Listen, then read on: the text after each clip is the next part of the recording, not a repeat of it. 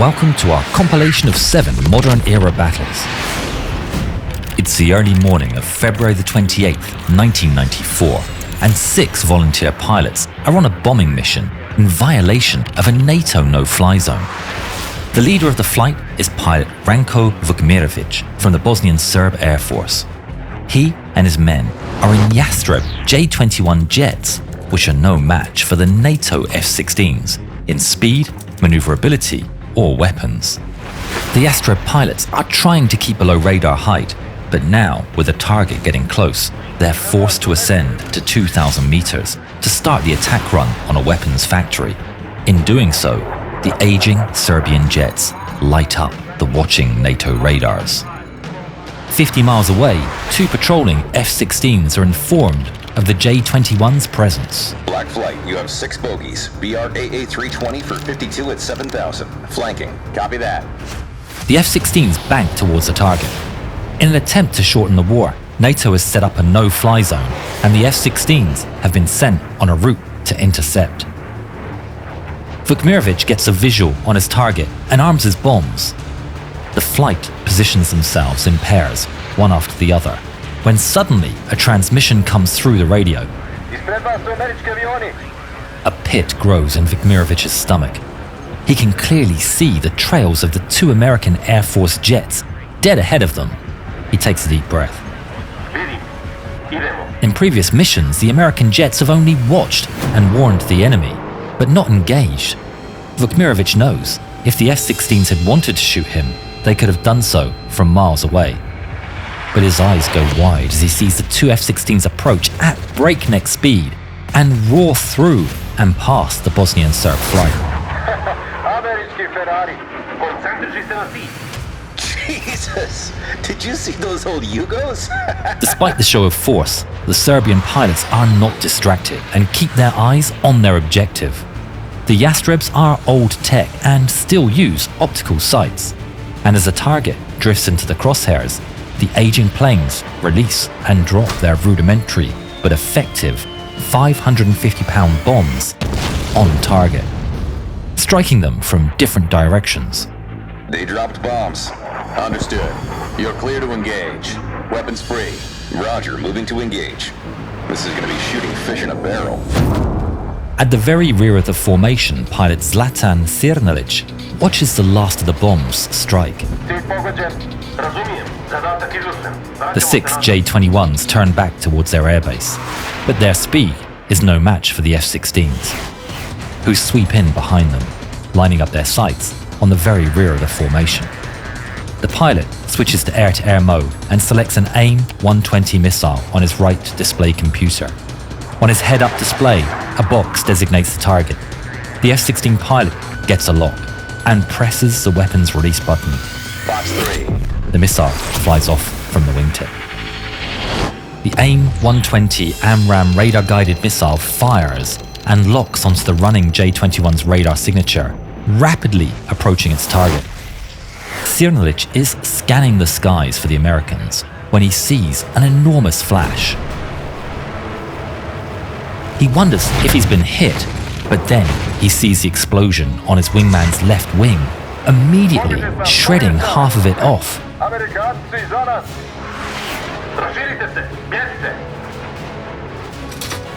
The 5 remaining J-21s turn over and dive for the ground. One of the F-16s gives chase, following them all the way down into the valleys between the Bosnian hills. Each pair of J-21s goes its own way, leaving Sirnalic completely on his own. He frantically looks over his shoulder as he flies through the terrain, catching the terrifying sight of an American fighter hot on his heels.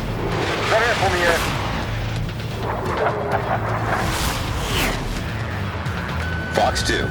The F-16 fires an AIM-9 Sidewinder heat-seeking missile.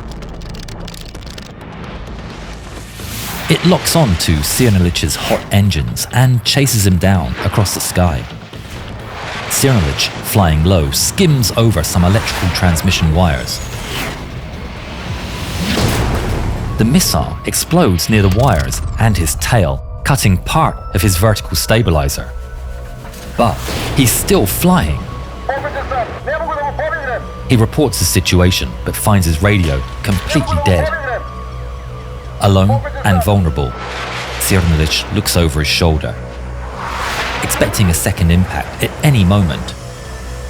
But instead, he sees the F-16 turning away. Back with Mikhailowicz, he and his wingman push their aircraft to their limits, racing through the valleys.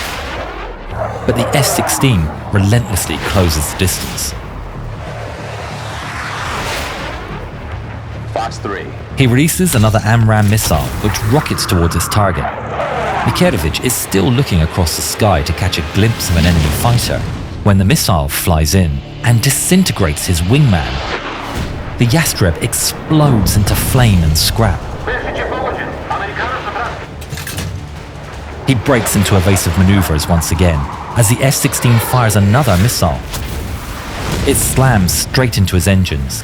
The explosion shreds the fuselage and flames pour out of the holes. He wrestles the dying aircraft, pulling hard on the stick and willing it to ascend as it burns all around him. As flames engulf the cockpit, Mikhailowicz pulls the canopy emergency handle and ejects. The F-16 roars past as Mikhailowicz parachutes safely down. The F-16s continue towards the next pair of targets. They swap positions with the covering F-16 diving into action, armed with a fresh set of missiles. But their fuel is running low, and in a few minutes, they'll be forced to turn back. Approaching bingo fuel. 2 bandits trying to escape. I may be able to get one shot. Roger that. South of the F-16 pair, Vukmirovic and his wingman, Goran Zaric, have been forced to hear their friends taken down one by one in rapid succession. Any hope they have is crushed by the sight of an F-16 appearing over the hills behind them. The pair break formation as the American jet sweeps in. With just enough fuel left to make it back, the F-16 gets aloft. Fox 2. Vukmirovic sees the missile launch off the rail and turn toward him. He turns hard, trying to outmaneuver it. But it's no use. It rapidly approaches from his right and explodes just off his wing. He's stunned, but the fragmentation does no significant damage. He looks back, expecting more, but instead, the F-16 pulls off the chase, out of fuel. But NATO command has dispatched 2 more F-16s. Vukmirovic looks back up. The 2 J-21s scramble for speed, diving down as far as they dare into the valleys. They skim the treetops, racing between the hills, with the F-16s all the while shadowing them and keeping up. They look over their shoulders to see the F-16s closing the gap. There's nothing they can do to come out on top. In desperation, Vukmirovic tries a last-ditch idea. He turns straight towards a cliff at maximum speed, Zaric keeping close formation behind him. His heart races as the 2 jets head straight towards the earth.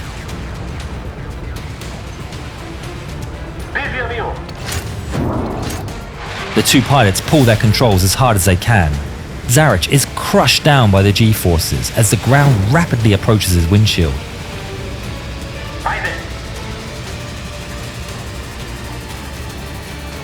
Vukmirovic's jet clips the ground and bursts into flames.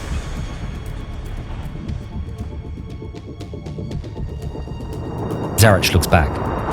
There's no parachute.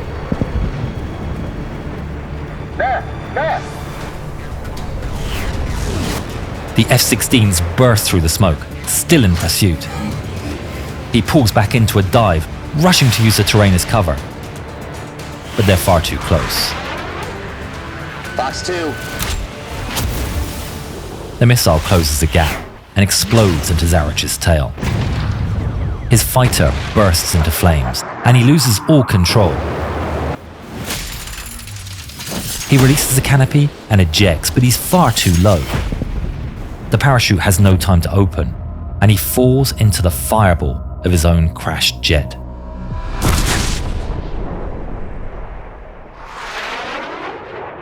Splash 1. There's another bandit on the radar. Engaging. The F-16s leave the scene and catch up to another J-21 flying low over the countryside. It's Cernalic, limping his damaged jet home to safety. He's keeping an eye on his gauges when an F-16 roars past. He's filled with dread and immediately pulls on the stick. His only plan is to gain enough altitude to eject before the American can finish him off. The F-16 gets behind him and he grabs the canopy emergency handle. But then, the F-16 pulls up alongside, matching his speed. He locks eyes with the enemy pilot. The American salutes him and flies away. Out of the 6 Yastreb pilots that volunteered for that dangerous mission, 3 never returned home. Cernalic would later say, "I don't have any bad feelings towards the American pilots." This event is usually referred to as the Banja Luka incident and represents the first NATO combat engagement in its history. Robert Wilbur Wright was credited with 3 victories, the highest score by a USAF pilot in a single mission since the Korean War, while pilot Stephen Yogi Allen was credited with 1 victory. It's the 27th of March 1999. An F-117 Nighthawk tears through the dark, stormy skies low over the Serbian countryside. The pilot is Lieutenant Colonel Daryl Zalko, and his mission is to bomb the command center of the Serbian Air Force in Belgrade. It's the headquarters of the force that's going to try and stop him on his mission tonight. Zalko's escorted by F-16 Vipers with missiles that can lock on and destroy enemy radar. As he approaches the Serbian border, he hears a command come over the radio. This is Joint Forces Air Component Commander. Because of the bad weather, the escorting Vipers are ordered to immediately turn back and return to base. He's on his own. If he's to make it home safely, he has to remain undetected. A ghost. Fortunately, he's in the most advanced operational fighter bomber that has ever flown. The Nighthawk's stealth capabilities make the 65-foot-long bomber appear on radar as if it was the size of a tennis ball, allowing it, so far, to go unchallenged in every mission. That is, every mission until this one. On the ground, an anti-air missile battery is waiting for him. It's under command of Lieutenant Colonel Zoltan Dani. Serbian spies have let him know that the enemy aircraft are coming, and he thinks today is his best chance to take down one of the elusive ghosts. Sweep the skies, Dani orders, and the P-18 early warning radar comes to life. They think at its lowest frequency it may be capable of detecting the enemy planes, but it also detects clouds and rain, resulting in a screen covered in fake signals. But looking closely, Dani sees something. One tiny dot moving through the masses of clouds. A tiny dot headed right towards them. Duh je ovde. Uključi nišanski radar. Uključen je. Imamo 20 sekundi.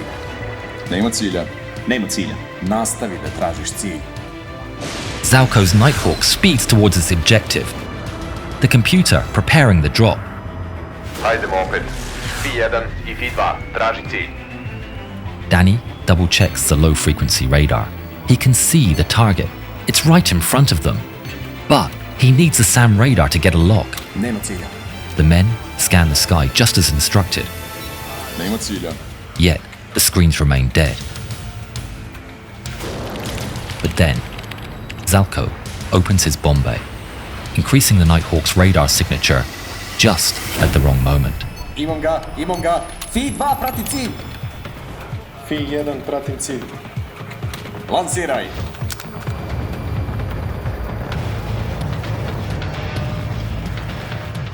Two missiles fire off the launcher in quick succession. Streaking across the sky, Zalko drops his bombs. They follow the path designated by the laser and explode. He soars past the target. It's another mission success, and he ascends to 6 kilometers. But a few seconds later, his cockpit is filled with the wail of an urgent alarm, and his controls light up. It's a lock alert. Almost at the same time, he sees the 2 missiles illuminate the clouds below him, and then break through. They're coming right at him. He immediately breaks into evasive maneuvers. He pulls his aircraft up to try and escape. He's pushed into his seat as he ascends, as the aircraft screams more warnings at him. The F-117 has no chaff, so with the missile locked on, it's entirely on the pilot's actions to try and evade the threat. Time slows.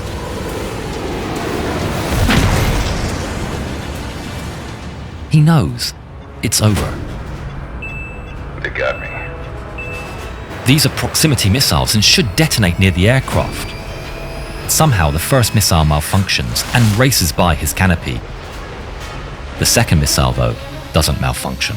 It explodes, sending out a cloud of sharp shrapnel that perforates the left wing of his Nighthawk. The entire left side is blasted to pieces, illuminating the night sky a fiery orange. The aircraft immediately loses control and is thrown into a wild spin. As the plane spins, Zalko is pinned to his seat and experiences severe G-forces. The spin increases in violence. Flashing warnings illuminate his controls, and a bright flame shines through the cockpit windows. As the landscape spins around him, he knows he's in a critical situation. Even ejection might prove fatal, but it's his only choice. He fights 7 Gs of force, 100 pounds pulling up on each of his arms. Fueled by adrenaline, he gets hold of the ejection handles and pulls. In the blink of an eye, the canopy is blasted away, and his seat rockets out of the cockpit. For 1.5, almost eternal seconds, Zalko free falls through the air, stuck to his chair. He's barely conscious, and he thinks that the seat's still inside the plane and that the ejection seat has malfunctioned. But then, he feels the tug of the opening parachute and sees his burning Nighthawk tumbling away into the night. The violence of the spinning wreck is replaced by a total calm. Zalko breathes heavily as he takes it all in. He's alive, but then another thought hits him. Man, Mom is not going to be happy about this. He knows the enemy are going to be searching for him. If he can't fall to the ground unseen, he can still get rescued and get back home with no further complications. But then, he looks up. He notices his parachute is bright orange. He might as well be waving a flare. With his hopes of going unseen dashed, he takes out his survival radio to report he's alive and well. Mayday, mayday, mayday. Vega 3-1. Vega 3-1 going down. To his massive relief, the mayday is heard. Vega 3-1, Magic copies your mayday. Last position? Vega 3-1. Last position in aircraft. Point after target.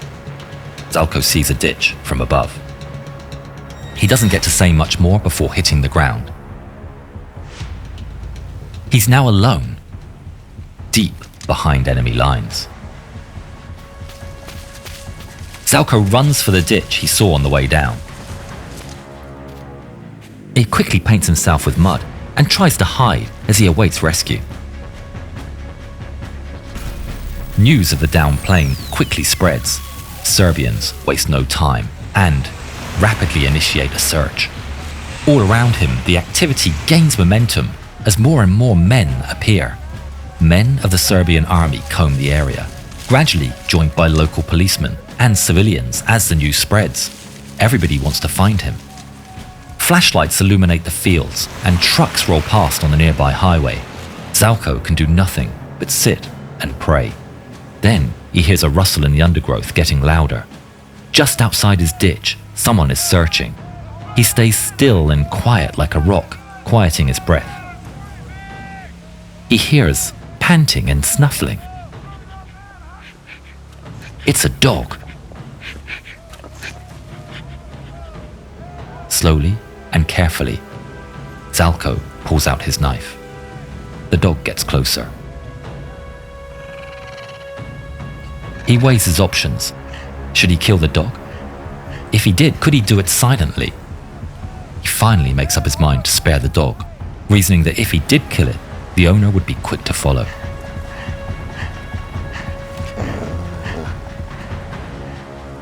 Then, to Zalko's massive relief, the dog turns, jumps up, and leaves. The radio crackles to life. Sandio 1, Vega 3-1, over. Zalko's eyes go wide. They're here.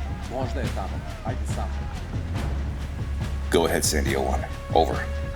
Vega 3-1, is it okay to come down there? Zalko doesn't respond.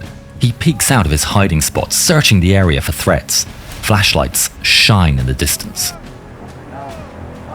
Vega 3-1, if you don't answer, we're gonna try this later. He makes his decision. Yeah, okay. Let's go for it. Zalko turns on his infrared strobe.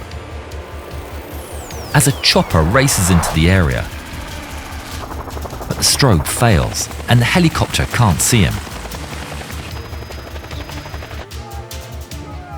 He curses his luck and desperately checks for threats. He has a backup, but it's nowhere near as subtle. But it's now or never. Zalko makes a quick decision and pops a flare. Bright light spills all around him and illuminates the area, pointing out his position for the rescue helicopter and the enemy alike. There he is! The helicopter sweeps in rapidly as the enemy also closes in. At the same time, in the distance, flashlights from enemy patrols are all pointed towards the flare. But then another transmission comes through the radio. Snuff your flare. It blinds our night vision. Thinking quickly, Zalko rushes to take the flare and dunk it in the mud, just as the rescue helicopter comes in to land right in front of him, and is greeted by an American rescue team. How you feeling, sir? Great. Now let's get out of here. The field is blasted with wind as a helicopter rises up into the air and exits a scene with just seconds to spare before the enemy spills over the landing site. Zoltan Danny and his crew, to this day, remain the only team to have downed a stealth aircraft in combat. When talking about the incident, Danny would later say, "When it hit, it felt very good." Kao da ste postigli pobednički gol na fudbalskoj utakmici. The US didn't destroy the wreck, and the Serbian forces salvaged the mortally wounded Nighthawk unimpeded. And today, you can still see pieces of Zalko's aircraft in the Museum of Aviation in Belgrade. Zalko always expressed a desire to find the man who shot him down and congratulate him. He finally got his wish in 2011, just 12 years after the incident. It's morning on January 19th, 1991, and a pair of F-15C Eagles are on an escort mission over Iraq as part of Operation Desert Storm. Captain Cesar Rico Rodriguez and his wingman, Captain Craig Mole Underhill, are clearing the skies ahead of a formation of 36 aircraft tasked with striking targets near Baghdad. Behind them, there are waves of F-16s making their runs, diving with 2,000-pound general-purpose bombs. They release them and the ordnance drops straight onto the Iraqi ammunition depots. Giant explosions rise from the desert. They're expecting anti-aircraft missiles, and the F-16s pull hard up, releasing chaff and flares at the same time. But instead of missiles, the Iraqi Air Force has dispatched 2 pairs of the most advanced fighters at their disposal, MiG-29 Fulcrums. Outnumbered, the Iraqis have been keeping their distance, searching for an opportunity to strike, when they're told of 2 F-15s. Perfect targets. It's their chance, and the pair of Fulcrums races to intercept. In the F-15, Rico gets a message from his AWACS controller, Mark White. Rico, you have 2 hostile contacts. One bearing 040 for 35, second is 340 for 65. Roger, we'll take the 040. Rico chooses the most threatening target, and they turn to engage. The F-15's front-facing radars detect the contact, and it appears on their screen. Contact. But it's not the only warning. On another screen, A-29 appears. It's his radar warning receiver, or RWR, a device that tells him when enemy radars can spot him. I'm being painted. MiG-29. I see it. Rico and Mole brace for action. The two pairs of enemies, both fourth-generation fighters, have each other in their sights and are heading towards each other in a supersonic joust. Rico selects an AIM-7 Sparrow missile, but the Iraqis have a plan. They dive far below the F-15s, attempting to use the ground clutter to conceal themselves from the radar. But it doesn't work. Aboard his F-15, Rico sees the single fuzzy contact split into two well-defined targets. I gotcha. It's 2 versus 2. Rico selects one of the contacts and locks it in.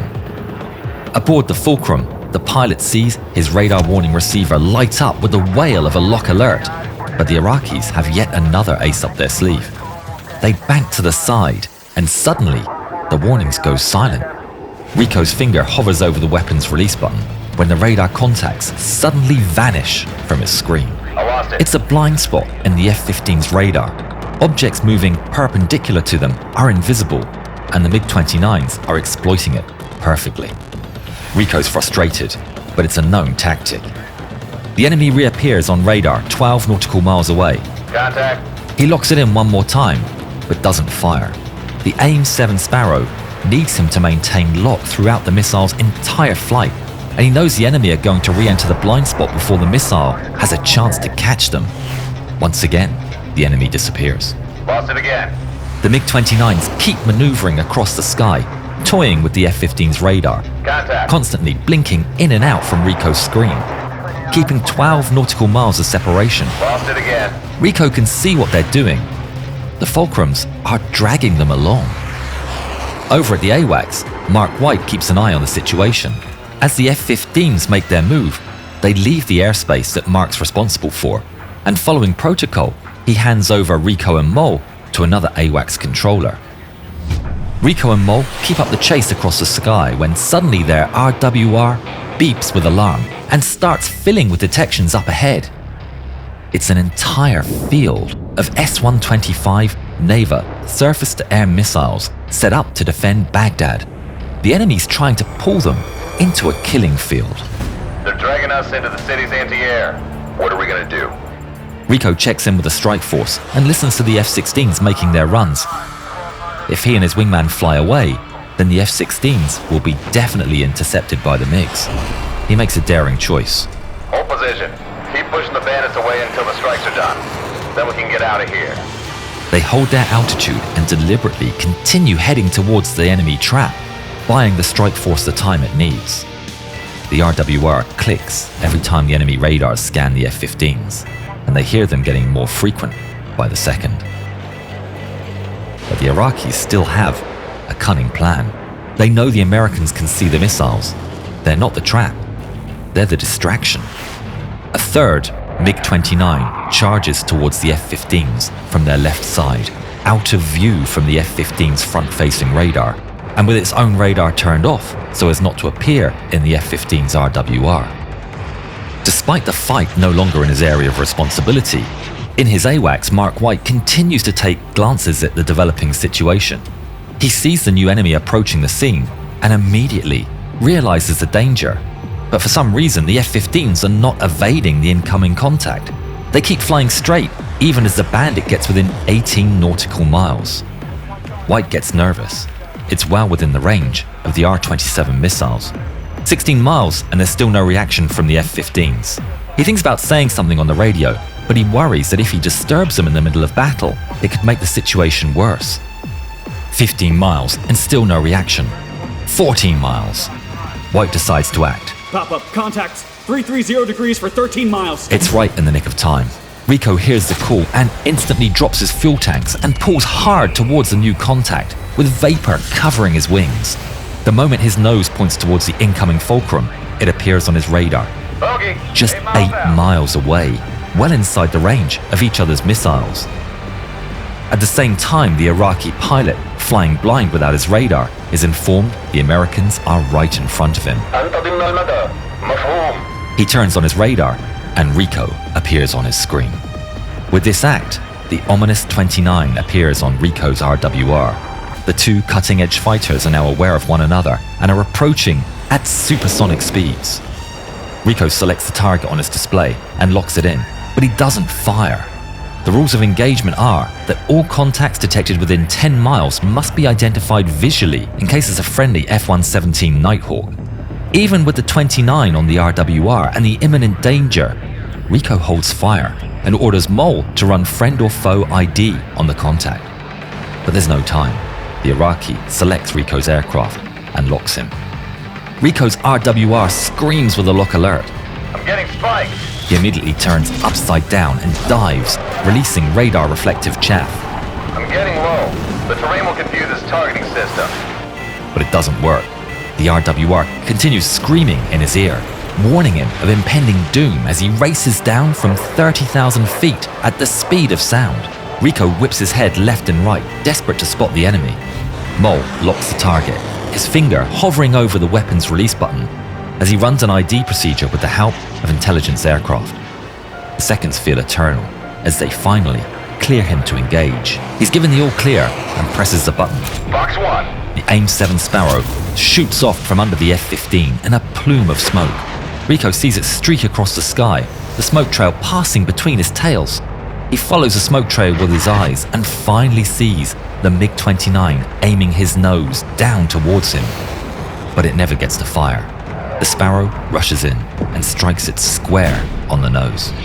There's a giant flash and the MiG-29 disintegrates, tearing apart into a black smudge of oil and parts.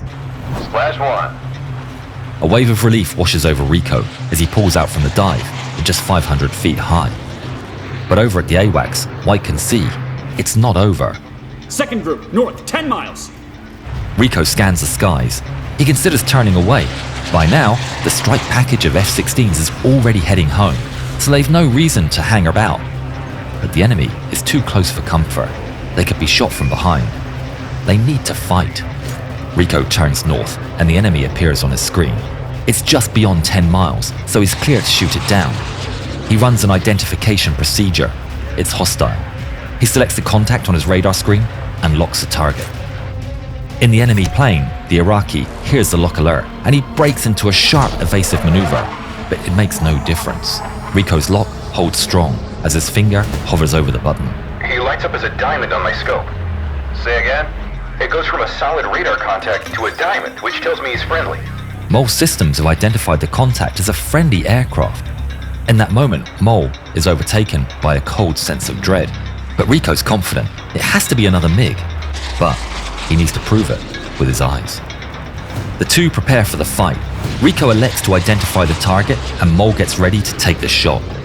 Rico races towards the enemy, which is coming straight towards and above him. He keeps low, letting the bogey get closer. Then he pulls up. Engines burning at full throttle. He can see the belly of the bogey right in front of him, but it's still hard to tell what it is with the bright sky as background.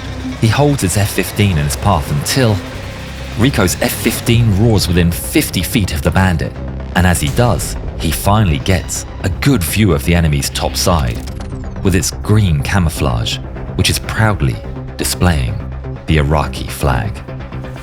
It's a MiG-29! Rico makes a wide turn left as he soars over the MiG. Looking down through his canopy, he sees the MiG performing a flat turn left, holding his altitude. In that instant, he spots an opening, and the fancy shooter eye formation goes out the window. It's a dogfight. He turns upside down and pulls hard on the stick, cutting into the MiG's circle. He's crushed by 10 Gs of force, pushing the F-15 to its limits.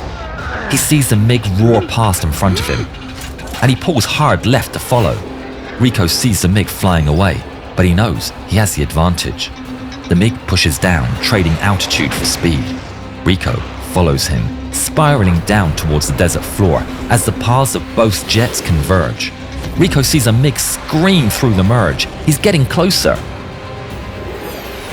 He pulls hard, feeling the blood rushing down from his head as he does everything to bring the fulcrum into his sights. Far above, Mole can see his leader tangling with the enemy and spots an opportunity. I can come in. Stand by. But Rico can feel it. This one is his. He sees the MiG coming back and they roar past one another. He almost has him, but they can't keep up this trajectory as they're rapidly running out of altitude. Rico pulls with all he has, powering through 10 Gs of force. Through the crushing Gs, he sees the beautiful sight of the fulcrum moving into his sights. Rico selects an AIM-9 Sidewinder and starts to pull, aiming ahead of the MiG for the best chance of impact. But the Iraqi pilot sees it, and a desperate last-ditch attempt, he turns upside down and pulls hard towards the ground.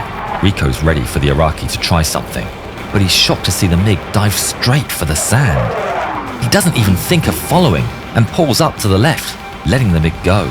The Iraqi pilot starts to pull up and is crushed by extreme G-forces as his plane continues towards the ground. The sand fills his windshield as he pushes the afterburners to maximum. His MiG screaming as it pulls beyond its G limits. He's doing everything to bring the nose up, but it's not enough. And the MiG-29 Fulcrum and its Iraqi pilot crash into the desert sand. Rico's heart races as he comes down from the adrenaline high. He's won. Mole appears 2 miles off his right, Tactical, right side. and Rico can finally afford to relax. Let's go home. Cesar Rico Rodriguez would tally up 3 victories total in his career, making him tied for the top spot of MiG victories for pilots after Vietnam. We hope both pilots like our film. It's the 6th of April 2003 and 2 A-10 Thunderbolt strike aircraft soar in the skies of Iraq near Baghdad. Flight leader Lieutenant Colonel Raymond Donk T. Strasburger and his wingman Captain Greg Billy Bob Thornton are on a reconnaissance mission in support of coalition forces on the ground. But the Warthogs can't see any of the action. A sandstorm has rolled in underneath them and engulfed the entire region. The 2 aviators circle above in search of breaks in the weather, but then there's an urgent transmission from the ground. It's not good news. Their friend, First Lieutenant John Coke Blocher, tells the pilots that Task Force 269 are pinned down under heavy fire at Mathana Bridge near his position. The 1st Hammurabi Republican Guard Armored Division have T-72s firing across the Tigris River and shelling the Americans relentlessly. Americans are low on supplies and exhausted after many hours of battle. They can't hit back. If the Iraqis cross the bridge, it's over for us. We need help. Are you ready? Yeah.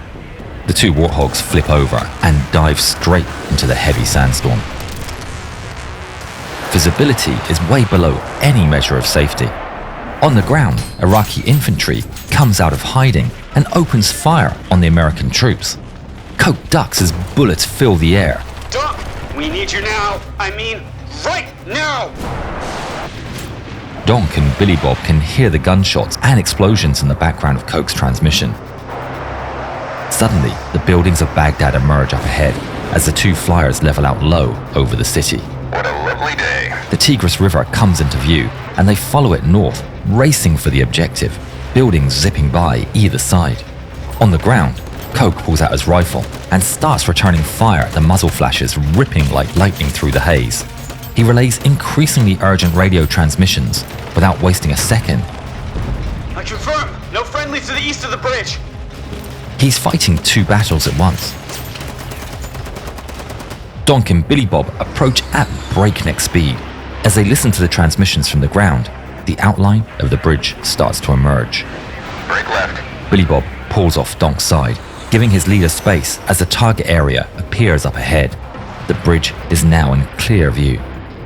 Donk pulls on his stick and flies over, a wave of jet engine roar breaking over the battlefield. Donk peers over his shoulder, searching for the target, but the ground vanishes into the storm before he can see a thing. He needs to mark the target so Coke on the ground can confirm he's in the right position. I'm dropping a mark. He selects his rocket pods armed with smoke ammunition as he lines up once again with the river and the bridge. This time, the Iraqi anti-aircraft guns are waiting for him. 23mm anti-aircraft cannons roar to life, sending columns of tracers in huge arcs through the air.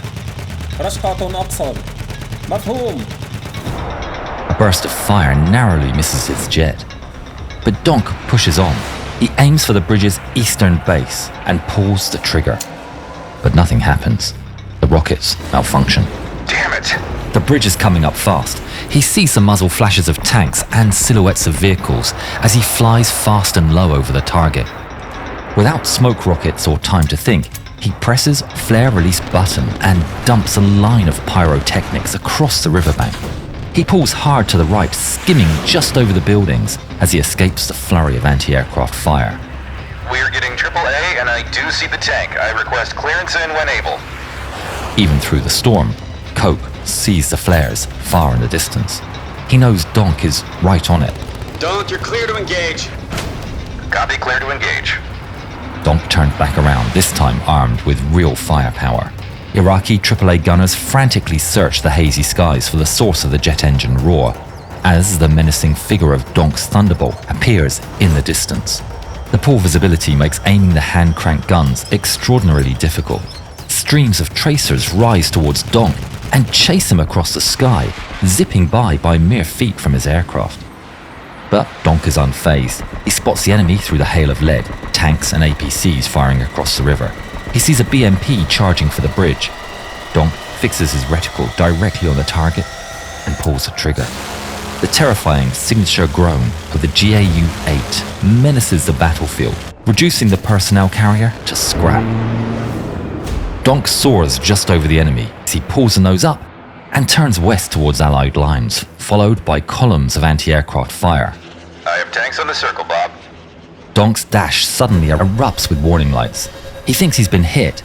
Donk flies away from the action as he diagnoses his aircraft, testing the controls and checking his systems. The plane is flying normally, fuel isn't leaking, and the engines look healthy. The only thing he finds wrong is that the drop-compensated reticle has disappeared from his head-up display. He clears the master alarm and attempts to reboot the ballistics computer, but it's completely dead. Out of time, he clears his wingman to take his place. Billy Bob doesn't need to be told twice. DMOP 7-2 in hot from the south. He turns his A-10 down through the storm and lines himself up with the river. Battlefield becomes clearer amid the haze, and he lands the crosshairs on his first target he sees, a T-72 main battle tank. The enemy tank is slammed by a deluge of armor-piercing 30mm shells. Sparks fly, and in moments, fire begins, bellowing out the hatches. He soars above, escaping the enemy fire, unscathed. I got that sucker. He's right on the west edge of the circle, boss. Donk can't get the computer turned on, but he still has an old-school crosshair. His aim might be off, but there are problems below and he can deliver 3,900 solutions per minute. He's got to try. Going in. Donk charges into the scene, tracers rip past his canopy, and several targets come into view. He lands his old-school crosshairs above them and pulls the trigger. The cannon shudders into action with its terrifying clatter. 30mm rounds rip through the earth, and he rages past above, unsure if he's hit anything. Cleared hot. Billy Bob races south down the river, now on his second pass. With no new targets, he sprays a short burst into the already destroyed tank, before turning his aircraft upside down. Up close, the orange glare provides no concealment, and he sees an anti-aircraft gun, supply trucks, and another T-72 firing across the river. Billy Bob is itching to tear the anti-aircraft guns to shreds, but any one of those tank shells could claim the lives of the American troops. He can't think of himself. The tanks have to be destroyed first. Hey, I got a second T-72 eastern position of the roundabout. Confirm I'm clear back in. You're clear back in. Billy Bob prepares another pass, but in the meantime, Donk has his eye on fuel levels. They're approaching bingo fuel, the minimum amount they need to get back to the airfield. But they calculated on the ground before the specifics of this mission were known. Donk knows they can stay in flight for longer. I'm recalculating bingo. Donk checks the distance to the nearest airbase, doing the math in his head while guiding the aircraft through the storm. Meanwhile, Billy Bob is tracking the river for a third time. He now knows his targets. The area comes into view, and he's greeted by the now irritatingly familiar columns of anti-aircraft fire. Billy Bob presses on, fixing his reticle on the intact T-72. The Warthog's armor-piercing ammunition punches clean through the tank's weak roof. The T-72 explodes into a massive fireball as Billy Bob screams overhead. Up above, Donk finishes his calculations. They can lower Bingo by 500 pounds of fuel and still make it to the nearest airbase on minimum. Revise Bingo down by 500. Copy. Billy Bob adjusts his gauges and turns in for another run. Once again, he races up the river, ready to destroy the supply trucks next.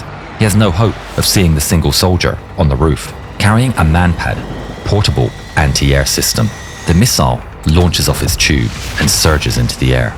Billy Bob doesn't see it coming. The incoming missile tracks and then momentarily loses its target and flies right past his left wing. Billy Bob breaks right and abandons the run, escaping west into the Allied lines. His heart's racing. He was a foot away from death. Are you alright? Yeah. He pushes that to the back of his mind and turns around for another run. Once more, bullets zip past his cockpit. They're getting close, but not close enough. The supply trucks come into view, and he pulls the trigger. 30mm fire tears them to shreds, their cargo bursting into flames as Billy Bob escapes the scene. Got the trucks. Copy, I'm going in. Donk sweeps in for another run. Still without a ballistics computer, he instead selects a Maverick air-to-ground missile and opens its camera on his multifunction display. He needs to select his target, but with the terrible conditions, he can see nothing through the camera. He has to be fast. The target area comes into view, and with it comes the anti-aircraft fire. He holds his course, the targets appear on screen and are approaching rapidly. He quickly moves the selector over to another BMP and launches the missile. It rockets off the rail and makes a sharp turn downwards, slamming into the BMP from above with a burst of flames. The Iraqis are taking heavy losses. Pinned below the oppressive watch of the Warthogs, they pull back from the riverbank to hide amidst the buildings. The American armored forces see the shelling come to an end.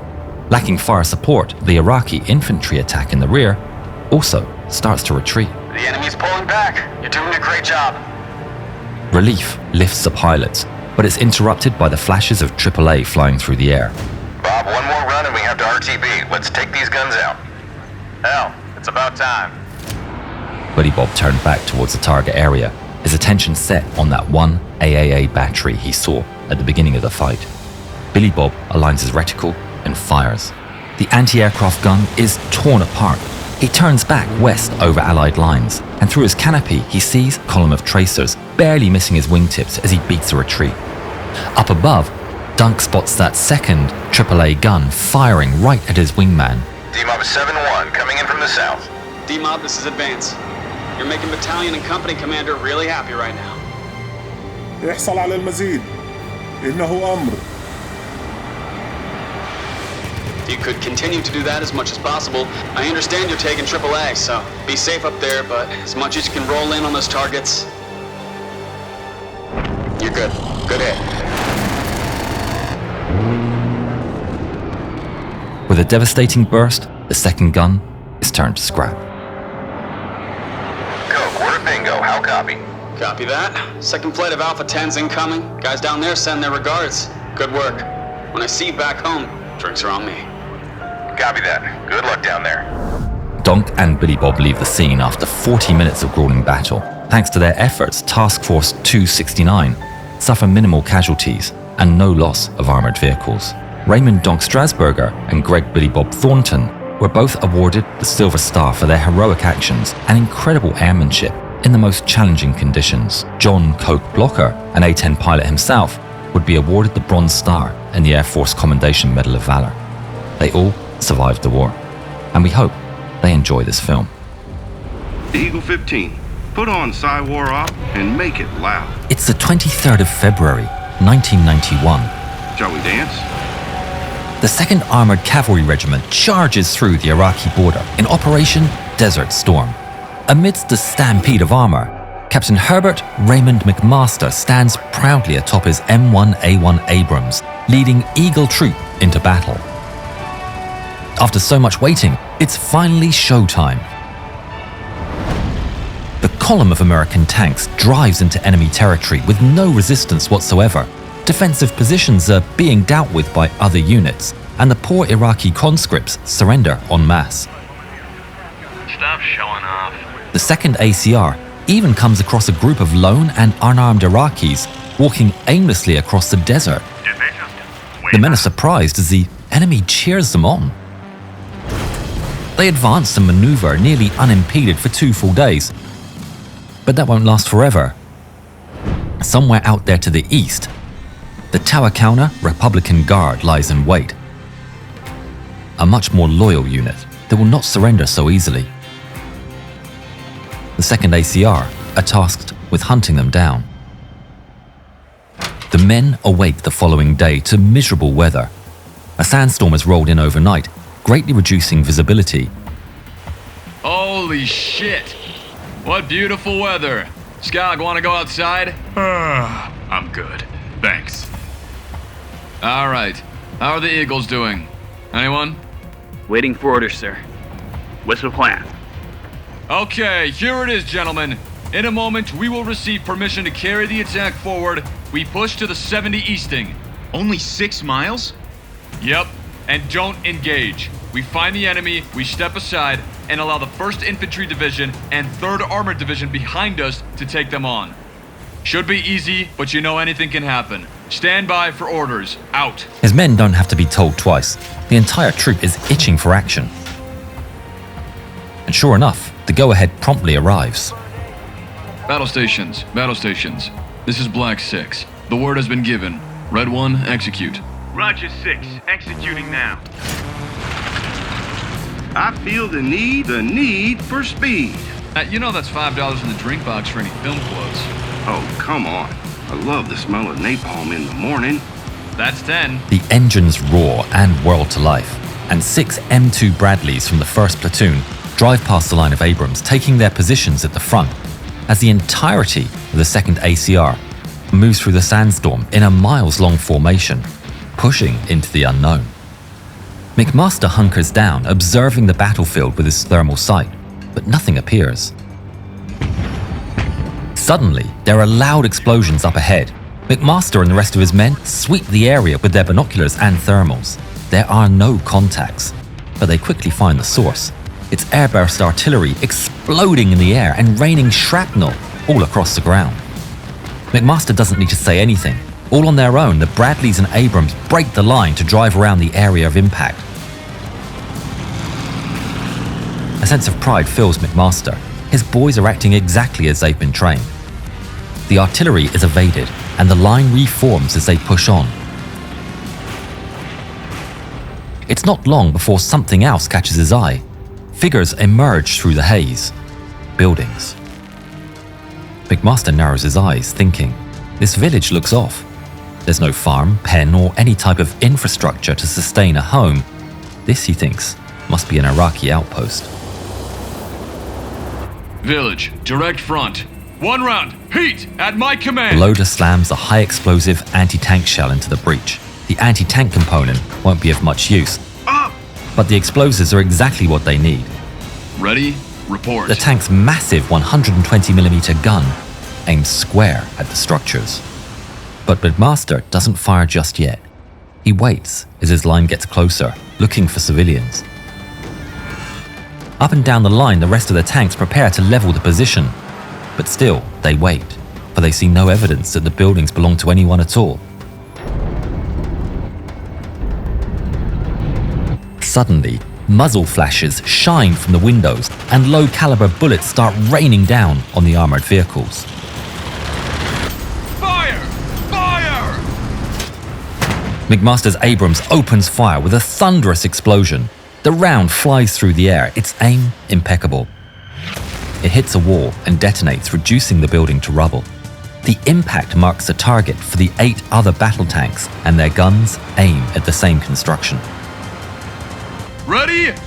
Fire! The 9 Abrams fire almost in unison with a deafening blast. In an instant, the buildings explode into a cloud of rubble and dust, violently silencing the small arms fire.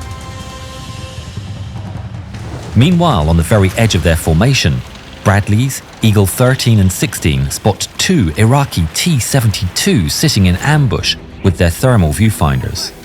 Do we engage? Chills traveled down the spine of the vehicle commanders. Why are they still? I don't think they see us. Had the sandstorm not been covering their advance, they were unlikely to have won this showdown. But as it is, the enemy's lack of thermals keeps them blind in the storm, while the Bradleys can see them crystal clear. The Bradley's turret spins to face the enemy, a pair of TOW anti-tank missiles at the ready.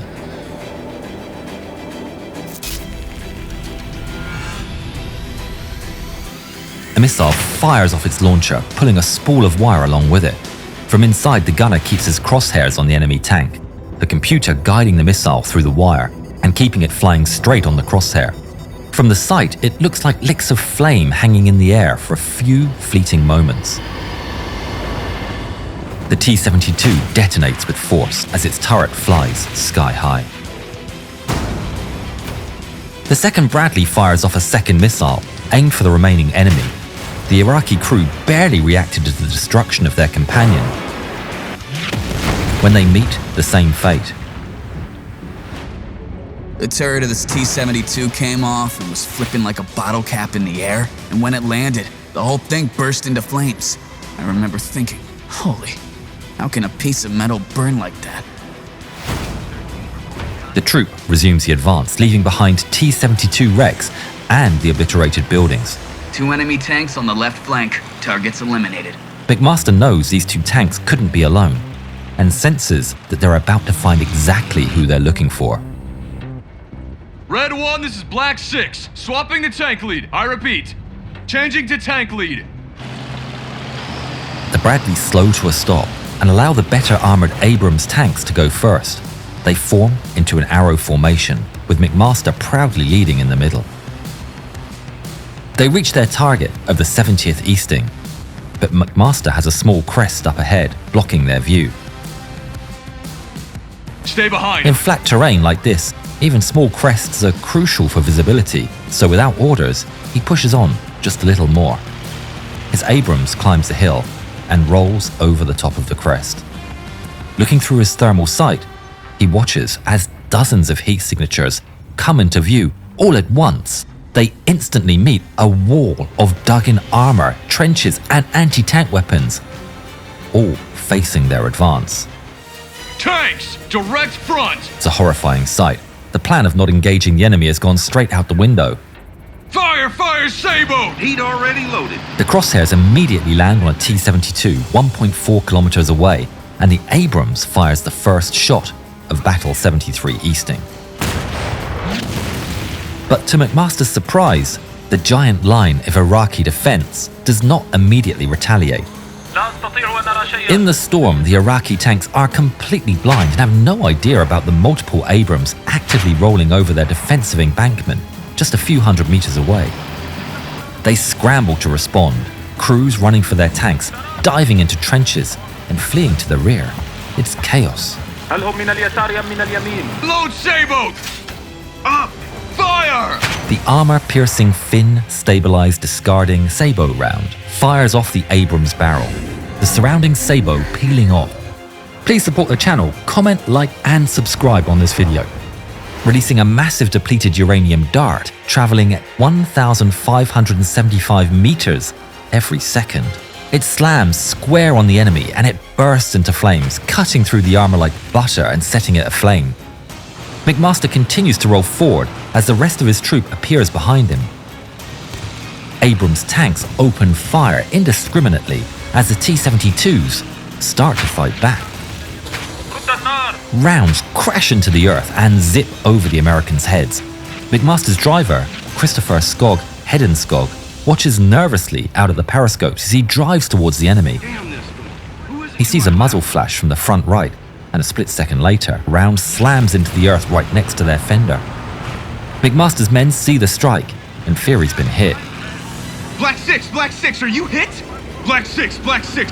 But then Skog spots a second T-72 emerging into the sights of their Abrams. Hold on. He turns hard to the left, throwing off everyone in the turret. Ah! They gather themselves and resume their positions. Sir? Are you okay? McMaster takes a second longer, He's hit his head on the edge of the cupola, completely missing the radio transmission calling for him.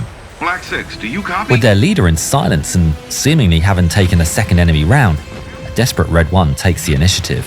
This is Red 1. Black 6 is down. I'm taking over. Follow my lead. Listening to this on the radio, Skulk calls for his commander. Sir, get up on the net. Red 1 just took over. McMaster realizes what's happening and is quick to clear up the confusion. This is Black 6. We're alive. I'm retaking command. Meanwhile, outside is a flurry of sand, smoke, and fire. Enemy rounds keep missing the Abrams as they charge through the desert. On the Iraqi side, everything is in pure chaos. The Abrams roar past the shell-shocked Iraqis, firing round after round into the enemy armor. The Bradleys behind fire their cannons at trenches and infantry, struggling to distinguish between legitimate threats and defeated enemies. Driver Matt Lee follows his unit under fire when a person appears in front of him. Lee slams on the accelerator and steers towards him. The Bradley barrels towards the soldier at speed. The Iraqi is completely disoriented from the darkness of the storm and smoke of the battlefield, unaware as his body rapidly fills Lee's thermal imager.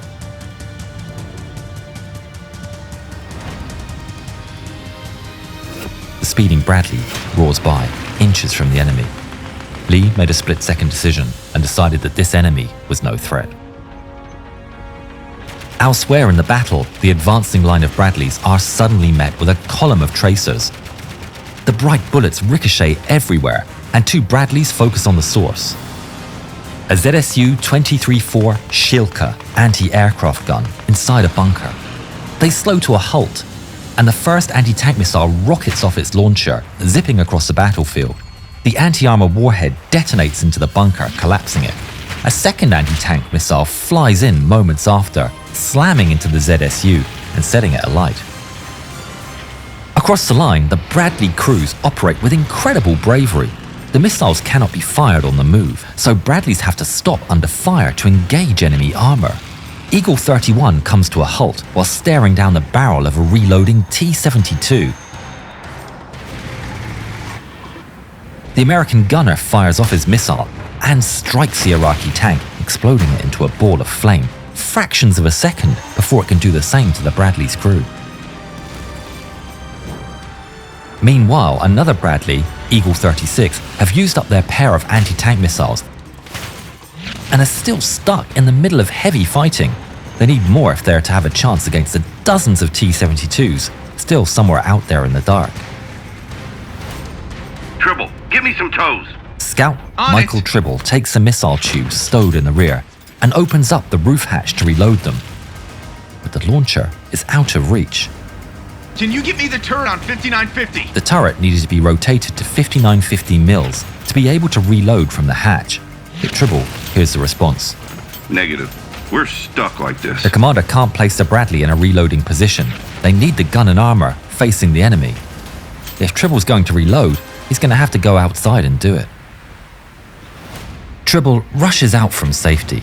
He can hear the hiss of rifle bullets zipping across the air, a few striking the Bradley's armor with loud clangs. But Tribble ignores it all. He discards the old tubes and casings and begins mounting the new ones. He hears the crack of bullets narrowly missing him, but he keeps his nerve at a time where a slip-up is the difference between life and death. The missiles are reloaded, and Tribble returns to the machine shouting, "Done! Go! Go!" With that, the roof hatch closes up, once more protecting Tribble from the chaos outside. The Bradley again lurches to life, charging for combat. Back at the front, the battlefield gradually calms down. Bradleys still fire their cannons amidst a flurry of small arms fire, clearing out trenches and destroying equipment as the platoon drives through the wrecks of the enemy. McMaster's executive officer comes on the radio, reminding him that 70 easting was the limit of advance, and they are way past it. I can't stop. We're still in contact. Tell headquarters I'm sorry. He cuts the transmission and returns to the task at hand. They've broken through their lines, but there has to be reserves somewhere in this storm. It doesn't take long for them to find them. I see them! He spots a group of enemy tanks with his thermal sights. 17 of them, all in a circle. They've attacked so fast the reserves haven't even had time to get out of their parking spots. McMaster orders all of the troops Abrams to bear. Ready! Report! They creep up on the enemy. He can clearly see an Iraqi tank commander standing on his hatch. The commander hears the Abrams and looks over his shoulder with an expression of utter horror on his face. Fire! In a flash, the strength of Eagle Troop is unleashed at the stationary targets. In just a minute, all 17 of the T-72 tanks are reduced to scrap. Target destroyed! The Bradleys in the rear continue to destroy enemy equipment and ammunition stashes, but the battle was effectively over. Anxiously, McMaster got on the radio to ask one question he feared the answer to. How many casualties? No casualties to report. No casualties to report. No casualties to report. They hadn't just won, they had crushed them. In just 23 minutes, this scouting force that wasn't even meant to engage the enemy had destroyed 50 T-72s, 25 armored personnel carriers, 40 trucks, and a multitude of other vehicles of the Tawakalna Republican Guard, without losing a single man or vehicle. McMaster would be awarded the Silver Star for his actions. He's still alive today, and we hope he watches and likes our video. It's 25th of May 1982, and two pairs of Argentinian jets roar low over the Falkland Islands on their way to what could be a one-way mission. They're led by Captain Pablo Carballo, and he and his men are flying old and poorly equipped A4 Skyhawk jets loaded with bombs. Their mission is to destroy the British ships HMS Coventry and HMS Broadsword. The Argentinians have captured the Falkland Islands, or the Malvinas as they call them, and they need to destroy the ships if they're to hold on to them. The Argentinians know that two ships have moved closer to the islands to cover ground troops, islands that give them the chance to approach undetected by British radar. Entrando a tu rango. No escalen por ninguna razón. The Skyhawks fly as low as they dare, hugging the contours of the island as they reach the enemy's radar range. The two ships are equipped with advanced anti-air missiles and powerful radars, which have been devastating to the Argentinian planes. The only way to evade detection is to stay low. On board HMS Coventry, Captain David Hart Dyke has his men on high alert. British Special Forces have warned him that the Argentinians have recently launched on a mission, but he's unaware that this time, his ship is the target. 4 detections on the radar screen confirms his worst fears. Full contacts bearing 225, range 30. Captain Hart Dyke immediately orders the crew to action stations and alarms blare on both ships. And swiftly, the mighty Sea Dart's surface-to-air missiles turn to bear. The Skyhawks, at the same time, approach Pebble Island and hug its contours. With expert flying, the Argentinians become invisible to the British radar, and on the Coventry, the contacts disappear.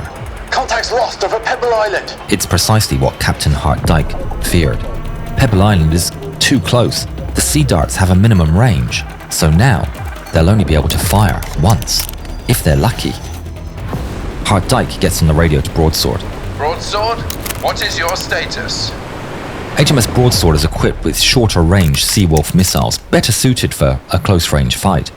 On the Skyhawks, Carballo brings his men as close to the ships as he can under cover of the land. His planes have no radar and no warning systems, but at 10 nautical miles distance, they can see the British ships. Comenzando el ataque. Buena suerte, capitán. He and his wingman, Lieutenant Carlos Rinque, make the charge and accelerate to maximum speed while skimming the waves. Aboard Coventry, the two Skyhawks immediately light up their radar. 2 hostiles bearing 192 low level. To add to the confusion, a British Harrier jump jet reports in. It's in the firing zone. Captain, friendly aircraft 20 miles out. A British plane and enemies in the same airspace. Should he fire? In a split-second decision, he chooses the missiles. Turn the Harrier away. Shoot missiles. But the operators still can't get a lock. The Argentinians are flying extremely low, mere feet from the sea. Carballo's canopy is covered in sea salt as he soars through the spray, so low that the radars struggle to track them. Aboard the Coventry, the men's hearts race as they see the enemy getting ever closer. The Sea Dart missiles are failing to lock. Captain Hart-Dyke feels the dread of a wrong decision, praying for Broadsword's Seawolf missiles to do the job.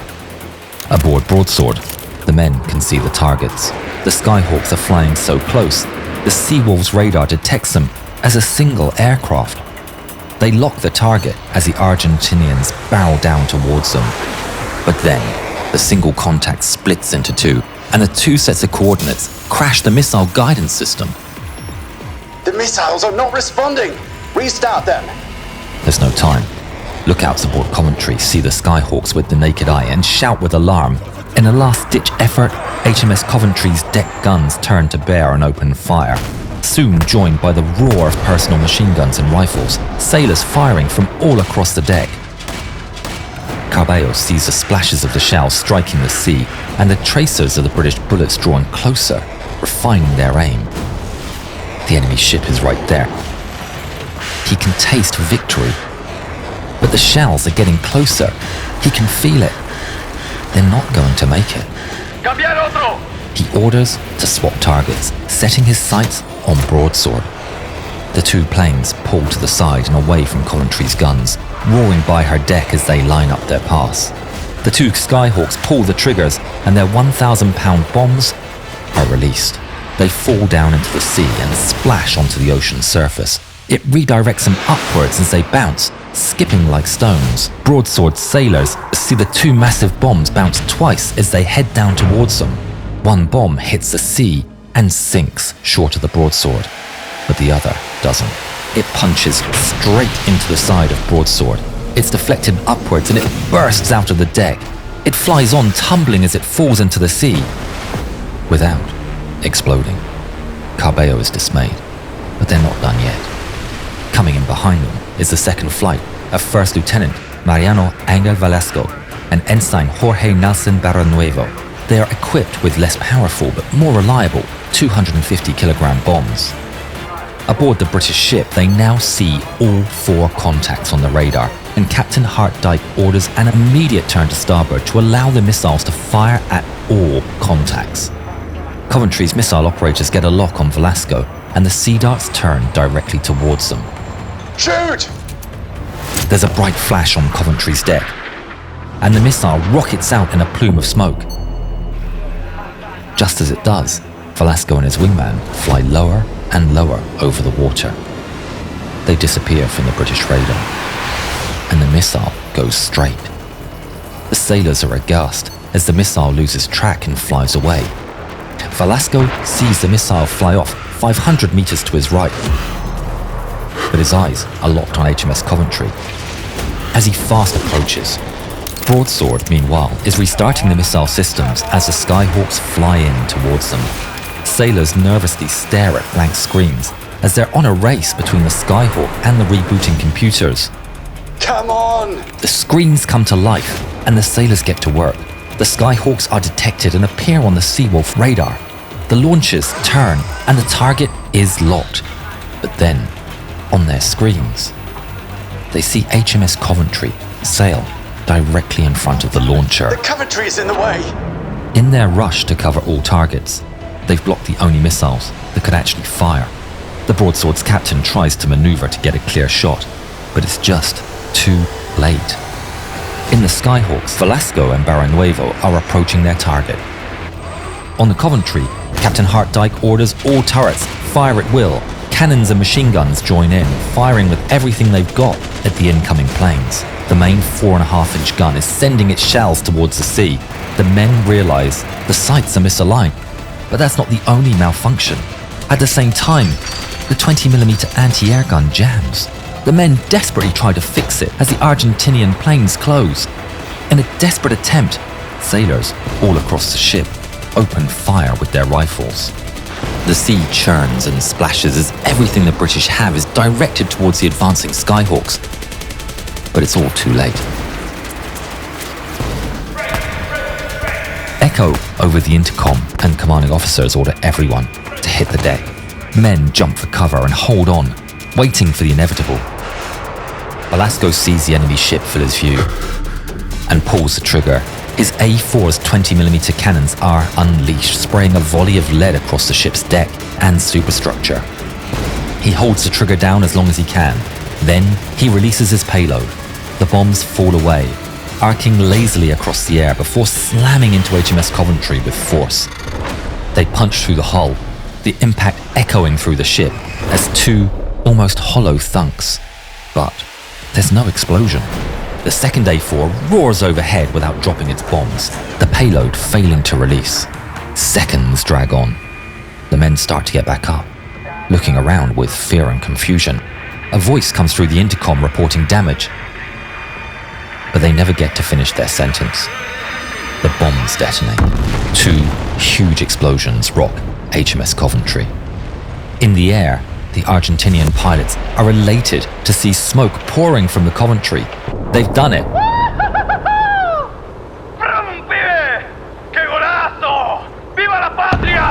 One explosion right under the bridge breaks a massive hole in the side of the ship and destroys the computer room. The fire moves up through corridors and blasts through the operations room, where all the operators and Captain Hart Dyke were working. The second one explodes in the forward engine room, starting a massive fire and taking out electrical and propulsion power from the ship. Captain Hart Dyke comes back to his senses. He's surrounded by smoke and destruction. Screams fill the air. He tries to see who's making them, but they appear to come from everywhere and nowhere at the same time. He staggers to his feet and realizes the ship is listing. He attempts to use his intercom, but is completely dead. It's no use. He needs to get out. Captain Hart Dyke slowly works his way through the smoke and corridors as he listens to the ship groaning and cracking underneath him. He manages, somehow, to find an exit and emerges into the cool air of the South Atlantic. Now on deck, he's filled with concern for his men, but instead of chaos, he's met by an extremely professional evacuation. His team of sailors practiced this and are now springing into action. Men rescue their fellow sailors from the smoke-filled cabins and provide medical attention on deck, as others prepare the survival rafts and help more sailors put on their survival gear. Hart Dyke feels the deck shift beneath his feet as the hull lists. He's dazed and wounded, and amidst the chaos, he has to sit down on the rapidly listing hull, while others abandon the ship. All but Captain Hart Dyke. After all the men have gone, Hart Dyke is alone on the upturned hull of the Coventry. He casts one last look around the smoking ship. He's done his duty. And finally, as the last man board, he enters the last survival raft and drifts away from his command. Due to the professionalism of the British, 170 survivors would be picked up from the water by HMS Broadsword and the British rescue helicopters, but tragically, 19 lost their lives in the battle. All of the Argentinian pilots make it back to base and land successfully. They'd done it, but their victory did not turn the tide of the war. It's August the 18th, 1981. Off the coast of Libya, two MiG-25s from the Libyan Air Force race out to sea. An American carrier group has just entered their national waters and launched dozens of fighter jets into the sky.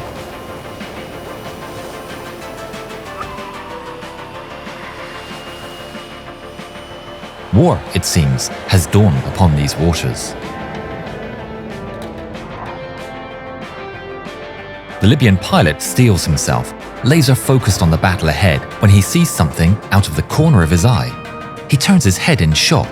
To his left is an American F-14 Tomcat flying alongside him. He stares at the enemy pilot in complete disbelief as he gives him back a mocking wave, and to add further insult, the man on the back seat takes a picture. The Libyan pilot finds himself completely outclassed. He knows the Americans operate in pairs. The second jet must be already behind him with his missiles at the ready. pilot Lawrence Muczynski and radio intercept officer James Anderson watch amused as the Libyan MiG-25s turn back to base. They joke and laugh, joined by their commander Henry Kleeman and his RIO David Venlet as they return back to the Nimitz. In reality, the American forces have no intention of war or bloodshed, even if they know they're flirting with the possibility. The Libyan government had declared the Gulf of Sidra to be part of their territory, while the United States and many others consider it to be international waters. Because of this disagreement, the US has decided to sail through the disputed territory, challenging the Libyan claim.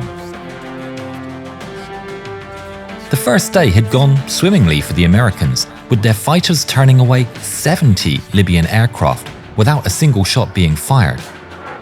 Kleeman particularly enjoyed interacting with the Libyan pilots, later describing the day as all fun and games. Little did he know that things would become much more serious. Kleeman and Muczynski are back in the sky very early in the morning the following day. Call sign Fast Eagle 102 and 107 respectively. They've been patrolling for over an hour when an unidentified contact headed straight towards them appears on their screens. The experience of the prior day has them quite comfortable, so Kleeman in Fast Eagle 102 calmly reports the contact before heading to meet it.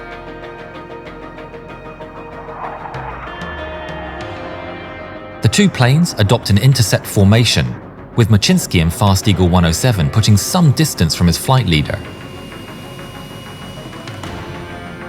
Kleeman is the first to get visual with the enemy, spotting not one, but two Libyan Su-22 fitters flying wingtip to wingtip straight towards him.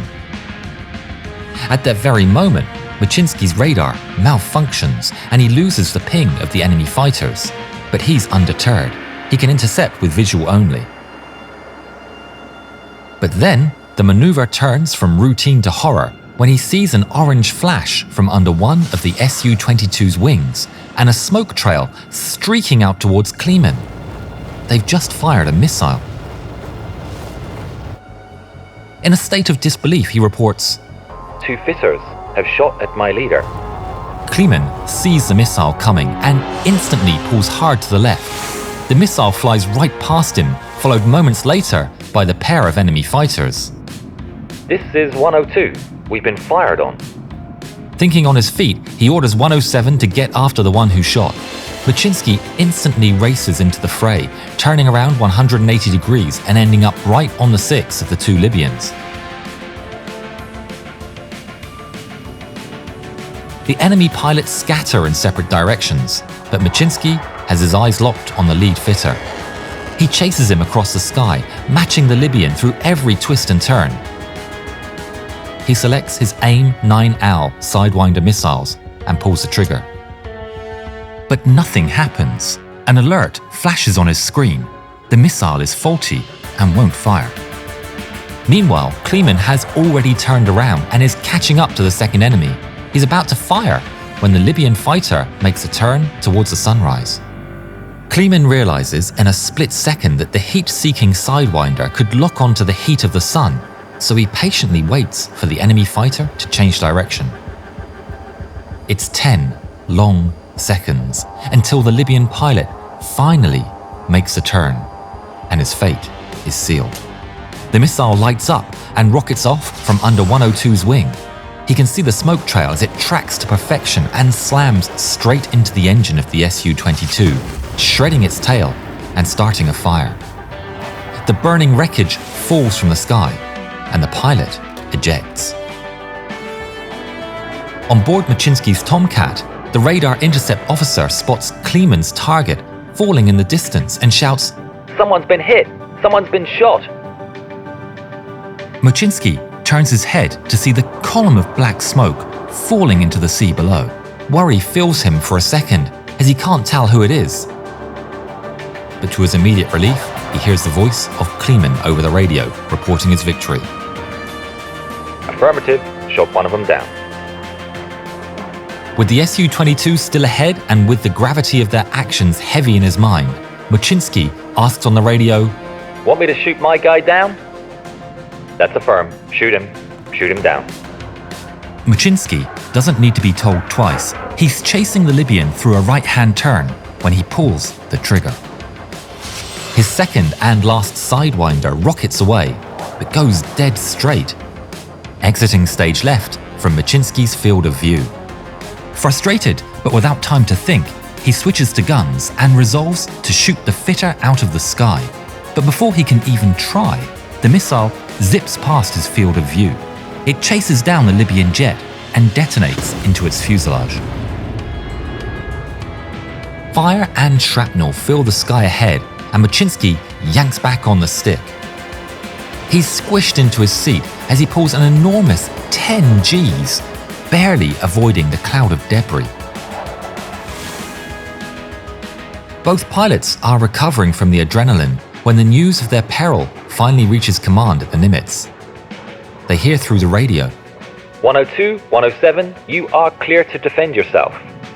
Kleeman proudly responds, "And this is 102, 107, 2 enemy kills." Fortunately, both Libyan pilots, Captain Balkasem Emsik al-Zintani and First Lieutenant Mokhtar al-Arabi al-Jafari, ejected and survived the encounter. They were picked up by Libyan rescue helicopters an hour after the events. Further escalation was avoided, and the takedown of the two Su-22s remained the only combat in the entirety of the operation, which remained bloodless. Kleeman and Muczynski returned to much fanfare among their peers, but received no awards. The incident would go on to have little political impact. It further strained the already terrible US-Libyan relations, but brought about little action from either government. The events of that day would be studied by the writers of Top Gun, who used it and other engagements as inspiration for the movie's combat scenes. Fast Eagle 102 went on to be restored by a group of veterans in 2016. It's now on display in the Midland Army Airfield Museum, where you can visit it in Texas. Thanks for staying until the end. If you're looking for more incredible stories, don't miss our previous compilation, War in the Pacific.